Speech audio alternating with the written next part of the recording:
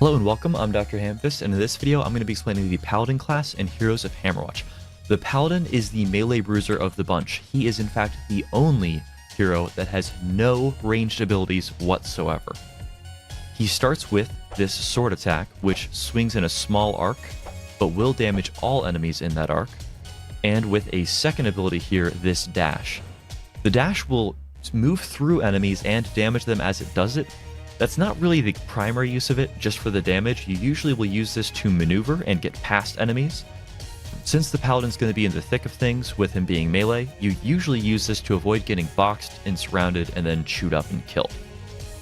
But just to show you what it will look like at the start, you can basically hold down left click and walk through most enemies. The elites are sort of an exception. And then the ranged attacks, you do actually have to watch for those when you first start in, but very quickly you stop caring about those. Let's go ahead and look at the skill tree to explain that. So looking at the skill tree here, the first two abilities, the sword, the one notable thing beyond just the damage increase is that it will improve the arc that it covers. So I believe it starts at 90, and then the first upgrade goes to 120, and then you get 30 more from there, all the way up to 240 degree arc at the end. So after you cross tier 3, it actually starts swinging a little bit behind you and covering just a pretty crazy area. So this is a very, very important upgrade. There's basically no way you aren't investing in the sword as a paladin, because it is how you deal damage. As far as the charge, you can upgrade this to increase the damage and also increase the speed and range. It's not that noticeable, the speed increase, but really the extra distance that it covers, I think it just covers it in the same amount of time. So this will slightly increase your mobility, but it also does come at the cost of increasing the mana that you have to spend to do it.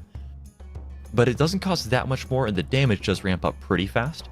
So it's probably worth it to start upgrading charge some, just for the utility of being more mobile and being able to get out of a parry situation quicker. On to the next active skills. So, Lay on Hands is the first unlockable active. Heals the Paladin and all allies at a rate of 4 health per 5 mana spent. This is a channel skill, you have to hold this down. It will lock you in place, it will make a small green circle around you, and it will heal you as long as you keep channeling, and it will heal any allies that stand in the circle. It's probably very important to get 1 level in this. This allows you to turn mana pickups into health, and also to turn some of your mana regen into health.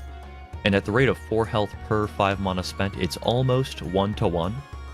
So this sort of lets the Paladin turn any pickup he finds in the dungeon into health. Looking at the upgrades here, each time you upgrade it, it will very, very slightly increase the efficiency of the health per mana, and then notably, it will increase the healing rate. So 5 health per 6 mana, that is just a hair more efficient than 4 per 5. It's basically the same, and as you continue to upgrade it, you get then 6 per 7, and then 7 per 8. It barely changes how efficient it is. The real difference here is it heals faster. Now, here's the catch with that.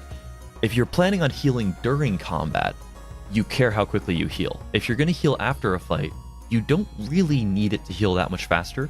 Maybe as a quality of life, you throw like an extra upgrade or 2 into this, but you're almost not getting anything more from the upgrades unless you plan on trying to heal during fights. I think that the Act 3 boss in particular, being able to heal during the fight is very nice, because there's these sections where you can just hide and heal behind a structure in that fight, not, spoiling too much. But if you don't plan on healing during the fight, I would just grab 1 skill in this. The final active skill, Whirlwind. This is what turns you into a Beyblade. You spend 50 mana at the first rank, and it turns you into a Beyblade for 3 seconds that will deal 30 damage to all enemies around the Paladin, and I have no idea how quickly it procs. I think it's more often than 30 damage per second. It feels like a lot more damage than that, but I could also just be off on this. You probably will take this to actually cut through huge packs of enemies quickly, but your sword does a decent job at that already, so it's not totally necessary to focus on the skill, but it is very fun, so I do recommend it. The shield passive here is the heart of why you would play a paladin, and it's why if anybody ever claims that you are lazy for playing a paladin, they're probably correct. So the shield passive lets you block incoming projectiles. At first rank, it has to be within a 90-degree arc, and that arc is always centered on your cursor, so within 45 degrees off of your cursor at rank 1. And then also, melee attacks coming in that arc have a 25% chance to block a portion of this damage here. As you upgrade it, it's going to increase the arc and increase the block on any attacks that aren't actually blocked wholly. So a normal, like, arrow is 100% blocked, there's no chance at all. Then for other attacks, there's a 25% chance to roll this amount of damage reduction, right? So it does fully block arrows and all other physical projectiles. And at max rank, this will be a 210 degree arc.